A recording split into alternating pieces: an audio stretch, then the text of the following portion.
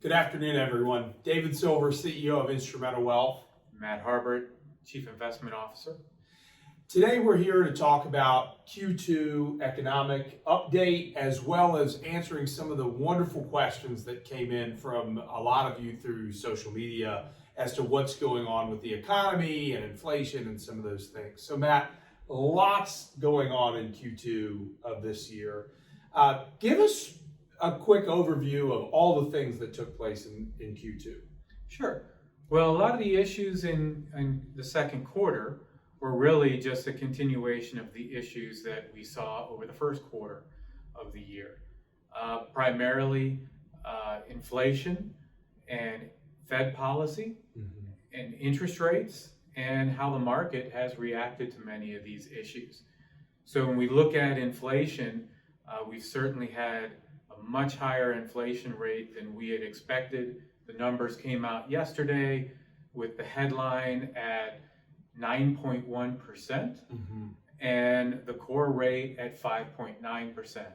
Certainly much higher than consensus expectations out there, as well as higher than what the Fed would be comfortable with.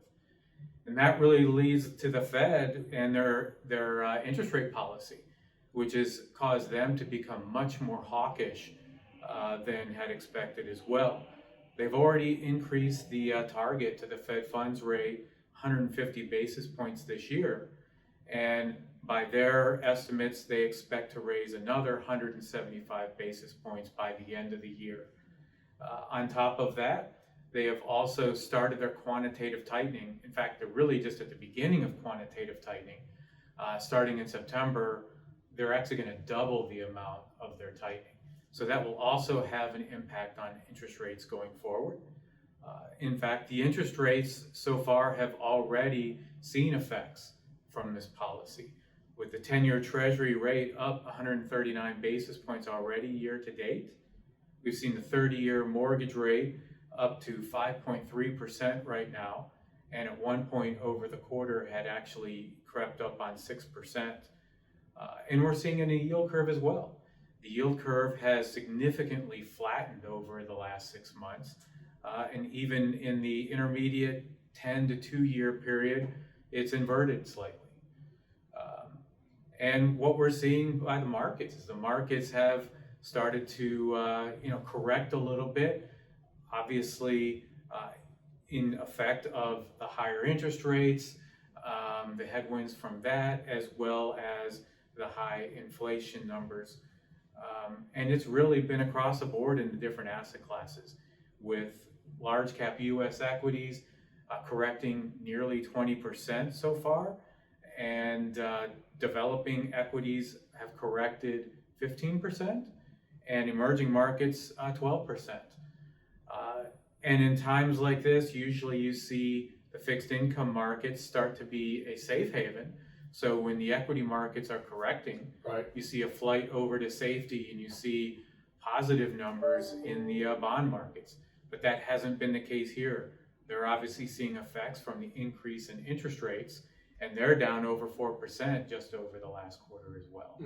Yeah, actually around the interest rate piece. So maybe one of the questions we got from a client was around interest rates and why the Fed is increasing rates and what they're expecting to achieve with raising rates. Sure. So when we look at inflation is a period of rising prices. And prices are affected by supply and demand for those goods and services. And with the Fed, they really have very little to no effect on the supply of goods and services. So what they're trying to do is impact demand. And with demand, when you increase interest rates, you make it more costly to borrow, for businesses to borrow and create new supply, new goods and services, but you also make it more expensive to purchase. So if you want to go out and buy a car, it's going to cost you more to finance that car, and you may not purchase it if that rate gets too high. It'll slow the demand. Correct. So that's what they're trying to do: increase rates, slow demand, which would be an end result of lowering the price. Got it. Got it. Super helpful explanation. Thank you. So on that note, have we reached our peak with inflation? Yeah, so I think when you look at inflation, what we try to do is look at the different drivers of what has been causing that increase in prices. I don't know if you look at the headline number, a lot of that is driven by energy and food. Mm-hmm. And energy is up nearly 8% from May to June. We're all feeling it at the pumps. That's right. Food is up 1% for the month, which has really been consistent. It's been up about 1% each month this year. So potentially we might see energy, as we've seen since the end of June. Oil prices have come down a bit. So maybe we'll see some impact there where that will kind of bring back some of that headline number. But when we look at the core number, when you take out energy and food, it's really been a broad-based increase over the month. It's everywhere. That's right. When we look at vehicle prices, we look at rents and housing, we look at medical care, all of that has been consistently high. And it really doesn't appear through the numbers, potentially in housing, but the other numbers all look like they're going to remain high. So I don't know that I'm ready to call a peak in inflation yet. It certainly looks like maybe we're getting to the high end, but I don't know that we've quite reached that peak yet. Yeah. And as we always like to joke around, our crystal ball is in the repair shop. So I definitely wish there was better news to discuss on this front, that it would be over tomorrow and that a 75 basis point Fed rate hike would overnight solve problems that we're seeing. But it looks like we're in it for a fair amount longer. So recession, the R word. I get asked this by clients often. Are we in a recession, Matt? Or are we heading towards a recession? Yeah, that's a good question. And, there are multiple ways you can judge whether we're in a recession or not. But typically, we would say if you've had 2 quarters of negative GDP, you're technically in a recession. Right.